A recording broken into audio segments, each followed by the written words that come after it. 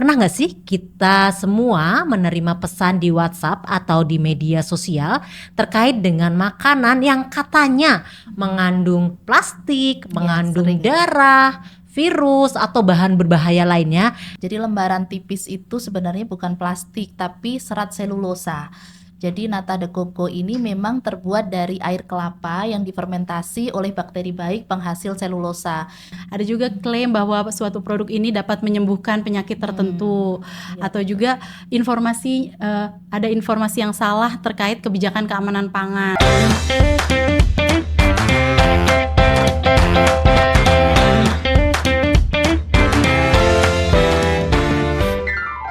Halo Sobat Peredaran, selamat datang kembali di podcast Wasdar PO, ruang berbagi informasi terpercaya seputar keamanan pangan olahan.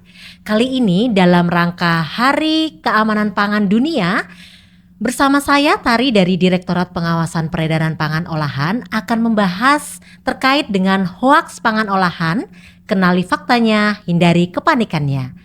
Pernah nggak sih kita semua menerima pesan di WhatsApp atau di media sosial terkait dengan makanan yang katanya mengandung plastik, mengandung sering. darah, virus atau bahan berbahaya lainnya yang terlihat meyakinkan karena ada foto, ada videonya, bahkan ada ajakan untuk segera menyebarkan ke keluarga dan teman. Nah, di era digital seperti sekarang, informasi memang gampang sekali menyebar dengan cepat. Sayangnya, tidak semua informasi yang viral itu benar. Ada informasi yang keliru, ada yang dipelintir, bahkan ada juga yang dibuat untuk menakut-nakuti masyarakat. Nah, untuk kali ini kita akan mengupas apa itu hoaks, bagaimana bentuknya dalam isu pangan olahan, apa saja ciri-cirinya, dan bagaimana masyarakat bisa lebih bijak sebelum percaya dan sebelum membagikan informasi. Baik, hari ini sudah hadir bersama saya dua narasumber yang akan membantu kita memahami isu ini dengan lebih jelas. Yang pertama ada Mbak Seva selaku Ketua Tim Manajemen Resiko, Komunikasi dan Respon Cepat Isu Keamanan Pangan dari Direktorat Pengawasan Peredaran Pangan Olahan. Selamat datang Mbak Seva. Ya, terima kasih. Selamat pagi teman-teman.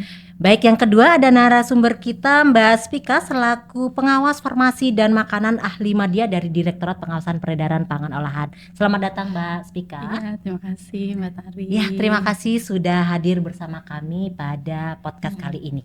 Baik, sebelum kita membahas lebih jauh, Mbak Seva, sebenarnya hoaks itu apa sih?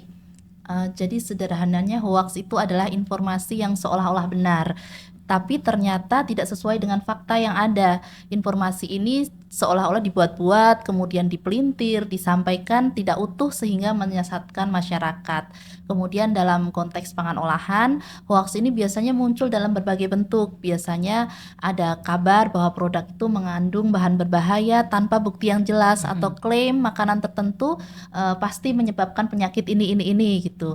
Kemudian informasi ini juga bisa jadi mencatut lembaga-lembaga resmi atau mungkin tenaga ahli atau tenaga medis, padahal tidak pernah menyatakan atau mengeluarkan pernyataan seperti itu. Oke, saya juga pernah mendengar ada yang namanya misinformasi, disinformasi, malinformasi. Sekilas terlihat mirip, tapi sebenarnya itu hal yang berbeda. Bisa dijelaskan nggak Mbak Spika, sebenarnya apa perbedaan dari tiga istilah tersebut? Iya benar. Jadi ketiga-tiganya ini memang sama-sama berkaitan dengan informasi yang bisa menyesatkan, tetapi memang ada perbedaannya. Yang pertama ini misinformasi. Misinformasi ini adalah informasi yang salah atau keliru, tetapi biasanya orang ini menyebarkannya tidak selalu berniat untuk menyesatkan orang lain gitu. Jadi tidak ada niat buruk. Jadi niatnya itu biasanya untuk melindungi orang lain.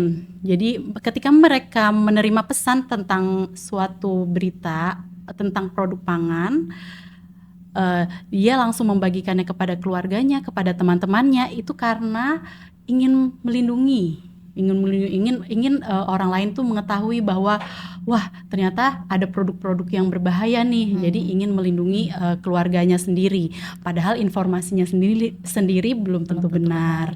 Begitu. Kemudian yang kedua adalah disinformasi. Disinformasi ini adalah informasi salah yang memang sengaja dibuat untuk menyesatkan. Misalnya membuat narasi-narasi yang palsu. Memang dia ini niatnya untuk menjatuhkan produk-produk tertentu. Misalnya apa ya? Jadi memang biasanya untuk menimbulkan kepanikan-kepanikan publik atau untuk menarik perhatian publik seperti itu. Kemudian yang ketiga ini adalah malinformasi. Malinformasi ini informasinya bisa saja berasal dari fakta, namun digunakan secara tidak utuh sehingga kadang-kadang juga keluar dari konteks, dipelintir. Pada akhirnya kesimpulannya ini tidak tepat, jadi salah begitu. Oke, berarti sebenarnya walaupun niatnya itu bukan sesuatu hal yang buruk, tapi dampaknya tetap merugikan masyarakat kan? Betul. Niatnya beda-beda, tapi dampaknya itu bisa sama-sama besar begitu ya. Jadi masyarakat bisa panik, pelaku usaha bisa dirugikan, begitu juga dengan kepercayaan masyarakat terhadap sistem pengawasan yang dilakukan pemerintah itu juga bisa terganggu. Oleh sebab itu penting bagi masyarakat ya untuk memperhatikan untuk literasi informasi ini begitu. Baik.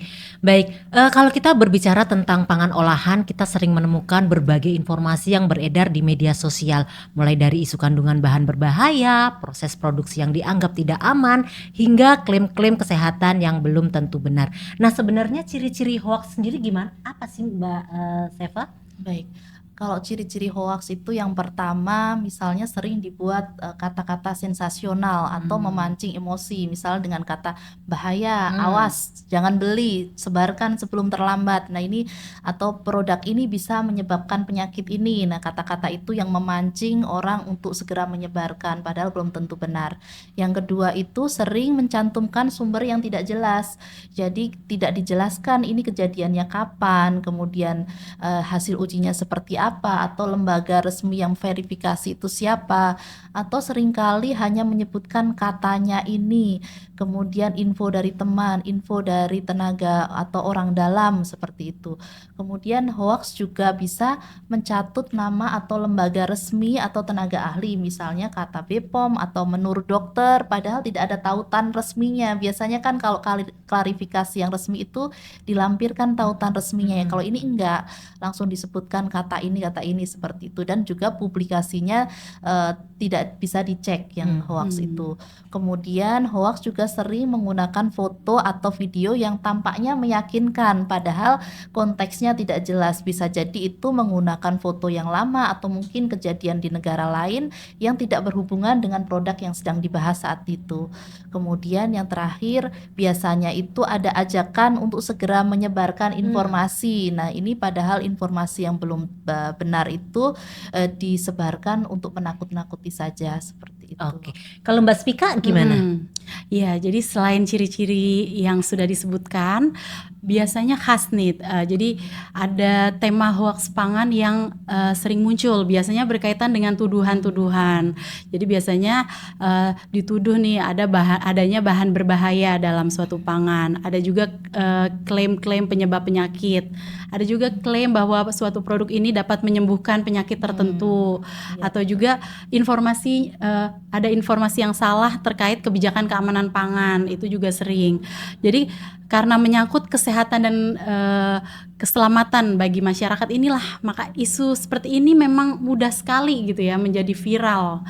Karena ya merupakan hajat hidup orang banyak ya. Oleh sebab itu masyarakat ini perlu mencari kebenarannya. Jadi masyarakat ini dihimbau untuk berhenti dulu begitu menerima informasi. Berhenti, kita cek dulu sumbernya seperti apa, kita cari dulu klarifikasi dulu dari kanal-kanal resmi pemerintah sebelum percaya dan membagikannya kepada orang lain. Oke, berarti kalau dari tadi obrolan kita ada kuncinya adalah yang pertama bikin panik gitu ya. Kemudian yang kedua itu tidak jelas sumber informasinya, sumber beritanya. Kemudian bahkan meminta kita untuk segera menyebarkan ke keluarga atau ke teman begitu. Nah, hal-hal yang begitu justru bikin kita harus waspada ya. Iya betul sekali. Jadi jangan langsung panik, jangan langsung percaya, jangan langsung membagikan, cek dulu faktanya. Baik, sekarang kita akan masuk ke contoh informasi-informasi yang sempat viral di masyarakat. Nah, yang pertama nih, saya yakin dari banyak pendengar yang pernah membaca atau mendengar kabar terkait dengan nata de coco yang dibuat dari plastik. Banyak orang percaya bahwa ketika nata de coco ditekan ada bagian tipis yang tampak seperti lembaran plastik. Sebenarnya itu apa Mbak Seva? Baik, ini yang sering disalahpahami ya. Jadi lembaran tipis itu sebenarnya bukan plastik tapi serat selulosa. Jadi nata de coco ini memang terbuat dari air kelapa yang difermentasi oleh bakteri baik penghasil selulosa. Jadi selama fermentasi bakteri itu mengubah gula dan dalam air kelapa menjadi benang-benang serat yang sangat halus. Kemudian benang-benang serat ini kemudian saling bertumpuk dan membentuk lapisan gel yang kenyal. Karena lapisannya banyak dan rapat, nata de coco ini menyimpan banyak air. Ketika nata de coco ditekan, airnya akan keluar kan. Nah, di situ tersisa jaringan atau serat-serat tipis yang seperti lembaran plastik.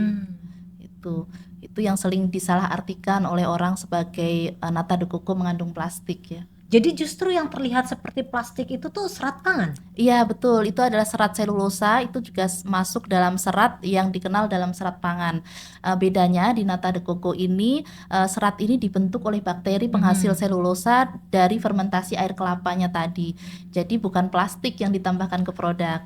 Oke, terus kenapa teksturnya bisa lihat dan gak gampang sobek gitu? Baik.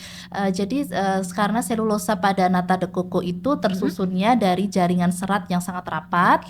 Saat masih banyak air, teksturnya kan kenyal. Kalau airnya berkurang, serat yang tersisa akan lebih liat. Jadi tampak seperti lapisan-lapisan tipis ditekan, airnya keluar jadi tipis sekali. Seperti itu yang sering disalahartikan sebagai plastik. Oke, jadi video yang menunjukkan bahwa nata de coco yang ditekan sampai keluar lembaran plastik itu tidak langsung bisa membuktikan bahwa nata de coco-nya terbuat dari plastik. Iya betul, video itu menunjukkan bahwa nata de coco itu sebenarnya mengandung jaringan serat selulosa. Dan untuk menyatakan bahwa suatu produk pangan mengandung bahan tertentu apalagi plastik, tentu saja harus ada pengujian yang benar dan sumber informasinya harus dapat dipertanggungjawabkan. BPOM sebenarnya sudah pernah mengeluarkan penjelasan publik untuk isu ini, tetapi isu ini terus beredar di masyarakat, jadi kita juga harus mengecek kebenarannya, cek sebelum percaya dan membagikannya ke orang lain. Baik, itu tadi terkait dengan nata de coco. Nah, kita ke hoax berikutnya nih, Mbak Spika. Kita mungkin juga pernah nih mendengarkan informasi yang berulang-ulang nih. Saya sendiri juga pernah nih menerima terkait dengan minuman mengandung aspartam. Nah, katanya nih minuman ini tuh bisa menyebabkan pengerasan otak lah, yang diabetes lah, yang pengerasan sumsum tulang belakang. Sebenarnya aspartam itu apakah seberbahaya itu? Baik, jadi informasi seperti itu tidak benar ya, dan itu termasuk hoax ya.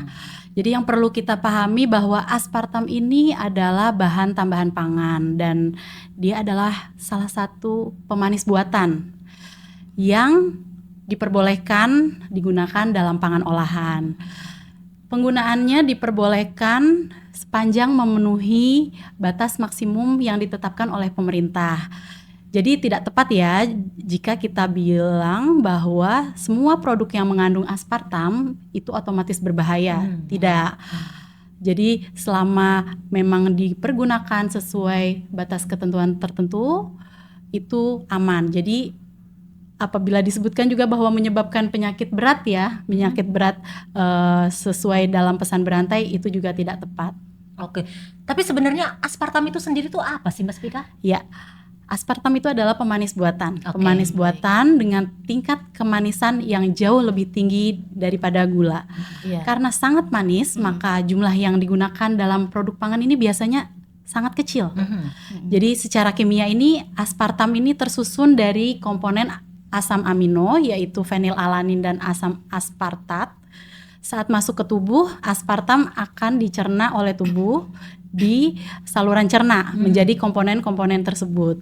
Jadi aspartam ini tidak menumpuk di otak maupun di sumsum tulang seperti yang sering disebarkan di pesan-pesan berantai tadi. Begitu. Jadi yang klaim-klaim terkait dengan pengerasan otak, pengerasan sumsum tulang belakang itu gimana?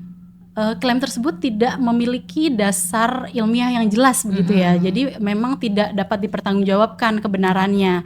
Dan biasanya dalam pesan hoax ini tidak ada juga didukung oleh data uji maupun penelitian-penelitian yang dapat diverifikasi. Dan seringkali juga dalam hoax itu mencatut nama lembaga atau dokter-dokter tanpa sumber resmi.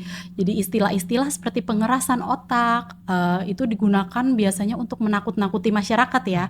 Tapi sebenarnya tidak bisa dijelaskan juga secara medis itu tuh seperti apa. Karena itulah masyarakat tentu perlu berhati-hati terhadap narasi-narasi seperti ini. Jadi terdengar sangat menakutkan ya, tapi tidak jelas gitu sumbernya apa dan buktinya bagaimana gitu. Jadi sebenarnya masyarakat itu boleh mengkonsumsi minuman atau makanan yang mengandung aspartam? Ya, boleh, tentu saja boleh sepanjang produk tersebut memiliki izin edar. Kemudian digunakan sesuai ketentuan dan dikonsumsi juga secara wajar, jadi tidak berlebihan ya.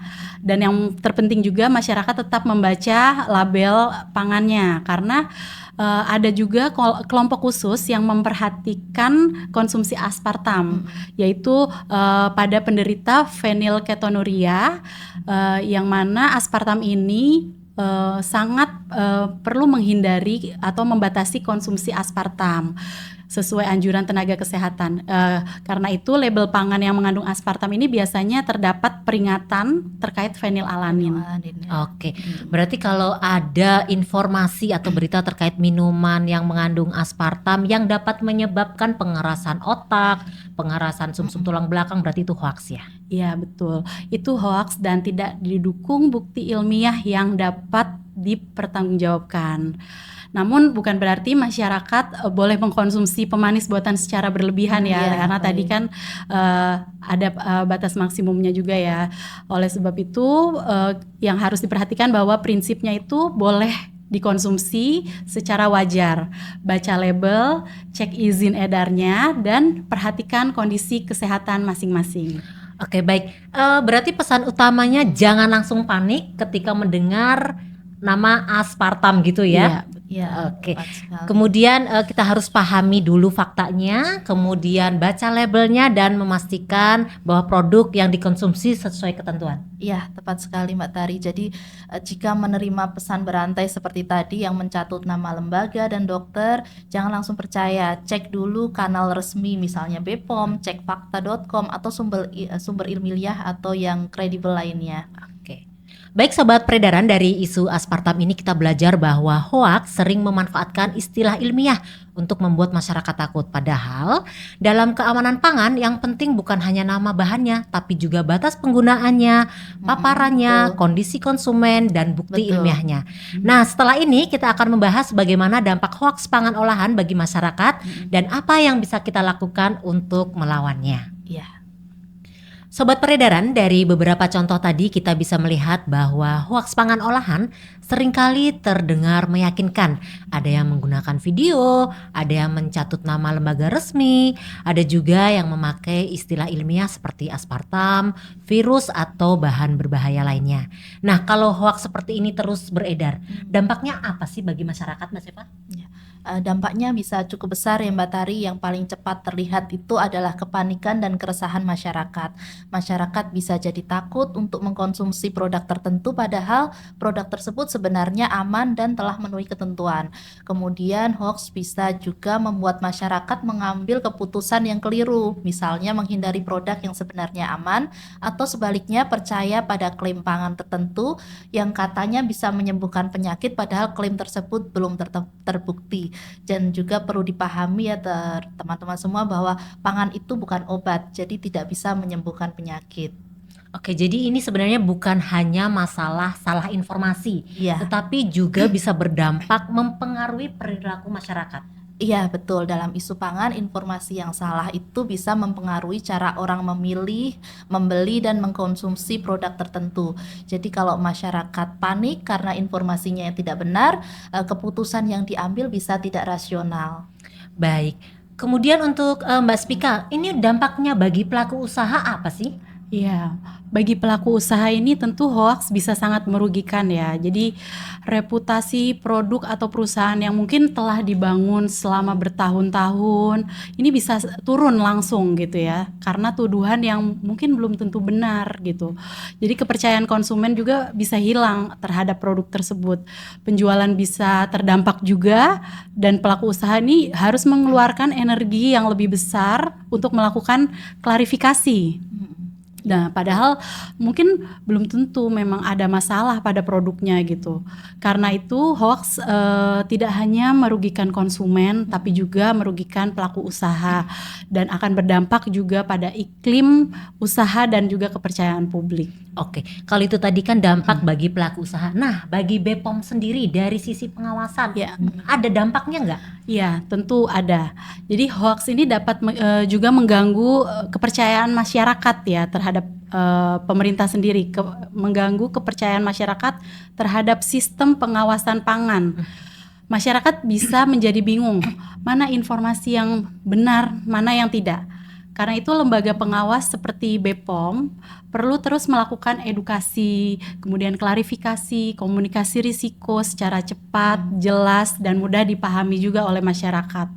Tetapi yang tidak kalah penting, masyarakat juga perlu ikut berperan karena penyebaran hoaks ini seringkali terjadi bukan karena orang berniat buruk begitu ya, tetapi karena ingin melindungi keluarga atau teman-temannya sendiri. Iya. Lalu langsung meneruskan pesan tanpa mengecek kebenarannya. Terkadang seperti itu. Oke. Nah, ini penting sekali Mbak Seva. Kalau semuanya kita nih menerima informasi yang mencurigakan, Iya. apa sih yang harus kita lakukan Mbak Seva? Baik, langkah sederhananya yang bisa dilakukan yang pertama itu tahan dulu. Oke. Jadi jangan langsung panik, jangan langsung membagikan informasi meskipun pesannya terlihat penting dan mendesak. Yang kedua itu cek sumbernya. Apakah informasi itu berasal dari kanal resmi atau media terpercaya atau hanya pesan berantai tanpa sumber yang jelas. Kemudian cek juga konteksnya. Perhatikan tanggalnya, lokasi kejadiannya di mana, nama produknya benar atau enggak, kemudian foto atau videonya apakah benar-benar sesuai dengan narasi yang beredar atau enggak. Yang keempat, bandingkan dengan sumber lain. Jangan percaya pada satu unggahan atau satu pesan saja. Cari pembandingnya dari sumber resmi, misalnya dari kanal BPOM atau kanal Cek Fakta atau dari lembaga lainnya yang terkait. Yang terakhir, jangan sebarkan jika informasinya memang belum pasti benar. Kalau informasinya belum jelas, lebih baik berhenti di kita. Oke, berarti ini prinsipnya bukan hanya saring sebelum sharing, Betul. tetapi juga tahan dulu sebelum ikut menyebarkan. Betul, kadang satu kali kita klik forward sangat mudah ya, satu kali klik forward bisa membuat informasi yang salah itu menyebar jauh lebih luas. Karena itu kita juga lebih bijak dalam menyebarkan informasi. Oke, nah kalau tadi kan kita ngomongin ini masalah informasi hoax gitu. Nah kalau produk pangannya sendiri nih Mbak Spika, kalau semuanya masyarakat menemukan atau ragu akan suatu produk pangan, apa yang harus dilakukan oleh masyarakat ini? Iya, jadi masyarakat ini bisa menerapkan ada suatu strategi nih. Jadi masyarakat bisa menerapkan cek-klik. Ini ya, Mbak. Cek-klik. Jadi cek-klik ini adalah cek kemasan. Jadi cek kemasan, pastikan kemasan dalam kondisi baik. Jadi tidak rusak, tidak bocor, tidak penyok, ataupun tidak menggembung gitu ya. Kemudian yang kedua adalah cek label. Baca informasi pada label, termasuk juga komposisinya, kemudian informasi nilai gizinya, peringatan khususnya, kemudian juga keterangan-keterangan lain yang tercantum pada label. Kemudian yang ketiga adalah cek izin edarnya. Pastikan produk itu punya izin edar sesuai ketentuan. Kemudian yang terakhir, cek kedaluarsa, yaitu pastikan produk belum melewati tanggal kedaluarsa. Kalau masih ragu, masyarakat dapat mencari informasi melalui kanal resmi BPOM atau menyampaikan pertanyaan melalui layanan pengaduan ataupun konsultasi di BPOM. Baik, jadi untuk melawan hoax sendiri sebenarnya bukan hanya tugas pemerintah atau BPOM, tapi juga tugas kita sebagai masyarakat. Iya, Ya, betul sekali. Kita semua punya peran. Jadi pemerintah dan BPOM melakukan pengawasan, klarifikasi, dan edukasi. Media nanti melakukan penyebaran informasi yang benar. Kemudian pelaku usaha juga bertanggung jawab untuk memastikan produknya aman dan informasinya juga jelas. Dan yang terakhir, masyarakat terutama berperan dengan tidak mudah percaya dan tidak ikut menyebarkan informasi yang belum terbukti kebenarannya. Baik, jadi pesan pentingnya kalau menerima informasi tentang pangan olahan yang membuat takut, membuat marah, atau bikin panik, berhenti dulu sejenak, cari dulu sumbernya, cek dulu faktanya, dan jangan langsung disebarkan. Ya, benar sekali, tepat sekali Mbak Tari. Jadi hoax itu memang bisa menyebar dengan cepat, tetapi kebenaran juga harus kita bantu sebarkan dengan cara yang benar. Sobat Peredaran, dari pembahasan hari ini kita belajar bahwa hoaks pangan olahan sering muncul dengan narasi yang menakutkan, mencatut nama lembaga resmi atau menggunakan istilah ilmiah agar terlihat meyakinkan. Mulai dari isu nata de coco dari plastik hingga hoaks tentang aspartam, semuanya mengingatkan kita untuk tidak langsung percaya pada informasi yang viral. Betul, jadi sebelum percaya atau membagikan informasi, cek dulu sumbernya, cek konteksnya, cari klarifikasi dari kanal resmi. Ya, dan untuk pangan olahan jangan lupa lakukan cek Klik. cek kemasan, label, izin edar, dan kedaluarsa. Baik, terima kasih kami ucapkan kepada Mbak Seva dan Mbak Spika yang telah memberikan penjelasan terkait dengan hoaks-hoaks yang selama ini mungkin berulang-ulang kali masyarakat terima. Jadi Sobat Peredaran, ingat kenali polanya, cek faktanya, jangan sebarkan hoaksnya. Saya Tari selaku host hari ini, sampai jumpa di kesempatan berikutnya. Salam sehat.